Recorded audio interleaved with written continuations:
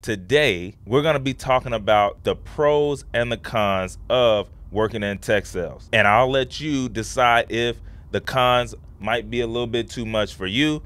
With that being said, let's jump right in and see if tech sales is right for you.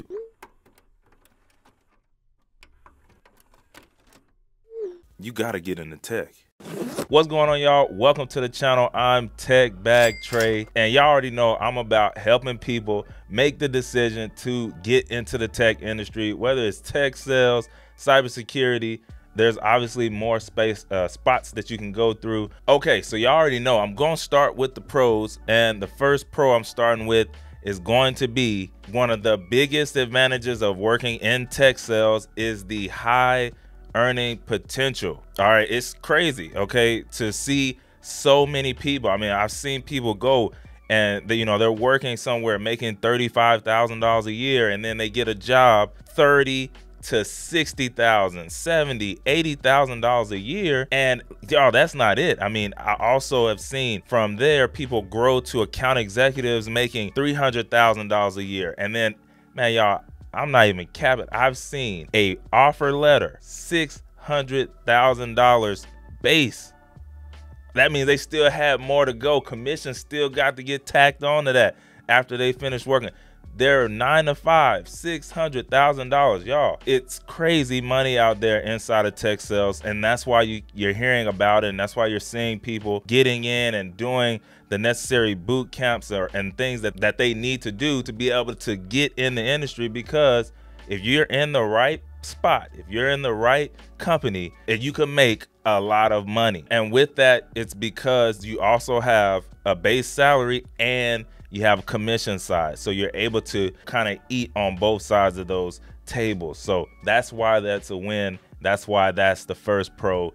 On to the second pro, and the second pro that I have for y'all today is the growth opportunity. All right, so now not only do you have the money side, but then the opportunities for growth, whether it's in the same company or just to grow in the industry itself, it's crazy. All right, we already know the tech industry, like I said, not only is tech sales being talked about, but just the tech industry in general. It's a lot of buzz around it.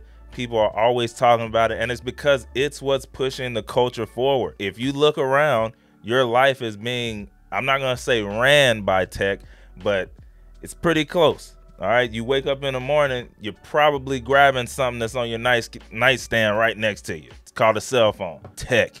All right, you get up, after you do that, you're probably gonna be brushing your teeth with some tech. I don't know. If you got a regular standard toothbrush, hey, I feel you. They got some stuff out there now, get your pearly whites. But anyways, after that, you probably turn it on the TV.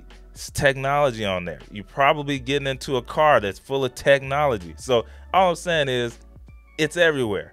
So with that, obviously, there are companies behind all this stuff, and it's a great place to be able to jump into and continue to grow. So the opportunity to grow comes from, you can start as a entry-level sales development rep, and then eventually work your way up, sometimes 9 to 15 months, or sometimes by 2 years, you can be in what is called an account executive role, which again, that's where you start seeing those really high numbers on the salary side, like we just spoke about previously. But y'all, the opportunity for growth is immense. There's all these different sectors, right? So you have fintech or financial tech, you got the healthcare space, you just have just your regular technology side. So I mean, there's so many industries I'm leaving off that you can look into and go into. I guarantee whatever business you work at right now in regular corporate America, there's probably a tech company that is in that space that you could literally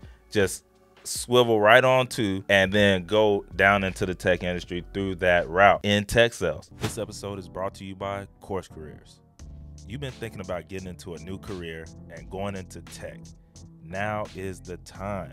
Course Careers is the easiest and most cost-effective way to do it. And the best part is there's no degree required.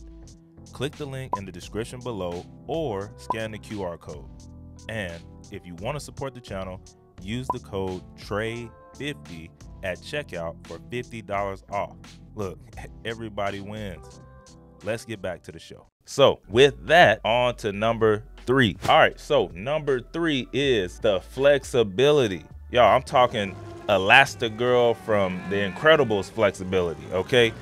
Like literally, y'all, it's so flexible in the tech companies. I don't even know how to put it. A lot of these tech companies, they offer remote work, things that people are looking for these days. They were some of the first companies to actually start offering remote before it had to be a thing, before that situation happened a few years ago. Now, with that being said, the remote work, you know, they have hybrid. So like, hey, if you like going into the office, you still have the hybrid option where, you know, an example would be I go into the office 2 days out of the week and then 3 days I'm at home. There's options like that out there in the tech industry that you can do and still live your life how you want to live it. But for those of y'all who want to be fully remote, it's people out here working fully remote from Mexico and Cancun and you know, Cabo.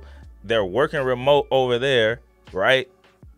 And then their company is over here in the USA. So they're making USA money, but then because of where they're living, they're paying a whole lot lower on the rates of everything else, and their quality of life is a whole lot different because they're able to move around. Then you have some who are, hey, I'm single and I just want to go work from wherever. I might be in Paris this week working, and then next week I'm in Wisconsin. But because they are able to work fully remote and still do their job, as long as they have their company's laptop, which is given to them, and Wi-Fi, which is probably compensated for through the company as well, they're good to go. So the flexibility inside of the tech industry is unmatched. By the way, y'all, there's this concept called unlimited PTO. It was foreign language to me prior to experiencing the tech industry, and it's just like, yo, what is unlimited PTO? It's crazy, but it's because they understand that work-life balance, and it's because these companies make a lot of money, and it's just, I don't know, it's crazy.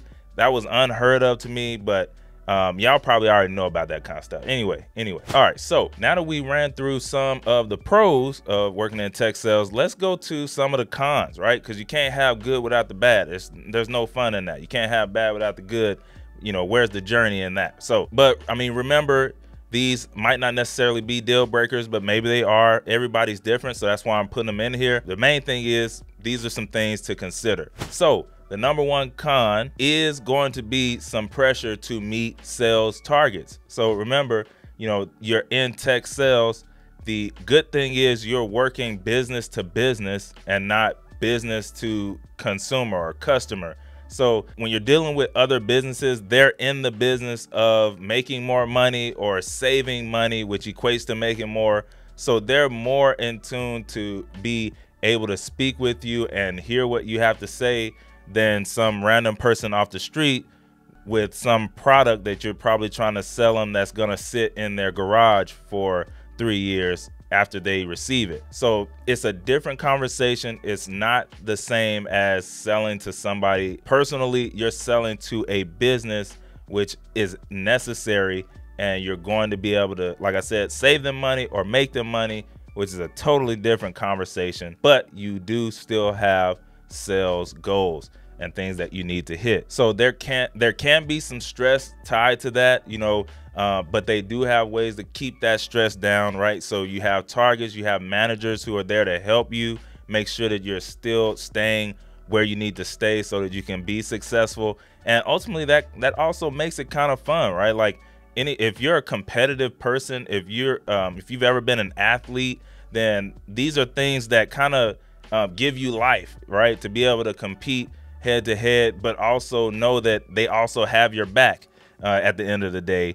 That's a good thing to have, and to kind of keep you pushing forward towards new goals and towards endeavors, instead of just going through life haphazardly, day in and day out, doing the same thing, talking to the same people, making the same money. So that is a con. Number two, the number two con is, it's gonna be really for those of y'all who thought like, yo, once I left high school or once I left college, I'm never cracking open a book again. It's the knowledge side, right? So you're going to have to continue to be ahead of the curve on your industry. So whatever industry you decide to get in on tech sales, you're gonna want to stay up on that information, which, by the way, it could be easy because you're interested in whatever industry you went into. So you'll want to learn and stay up to date, in the know on that industry news.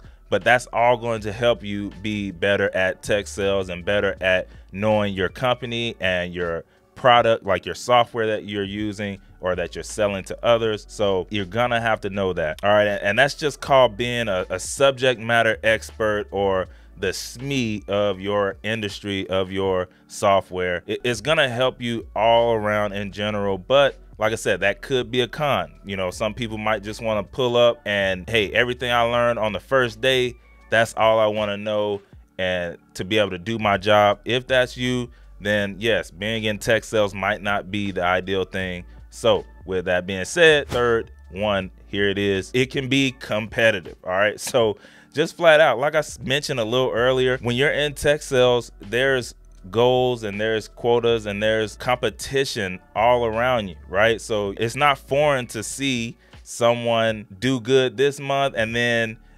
someone else come and get them the next month, right? And then now somebody else comes and they're now in the running, right? There's competition. So again, if you've been an athlete, then you understand competition. If you've never played sports, then that might be a deterrent for you, right? If you're not someone who really wants to compete friendly, right? Like, it's not like you're trying to slice somebody's head off because they got number one and you got the second spot, or, you know, hey, they're throwing out additional money on top of your bonus, on top of your weekly paycheck, and you're competing with somebody and they're gonna do some shiesty stuff to knock you off.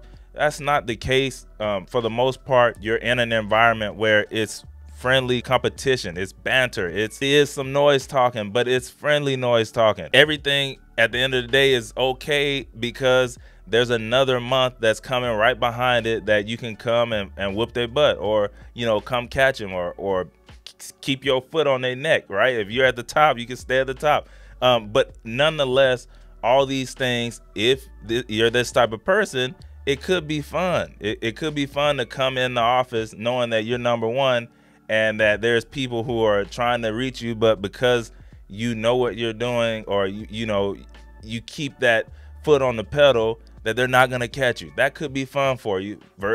And also, hey, knowing that, oh man, there's somebody at the top that I'm trying to reach and trying to catch, which, by the way, they don't mind sharing with me what they're doing well because we're not even in the same territories or working the same territories. So they're not worried about me taking stuff from them because we're not in the same spaces.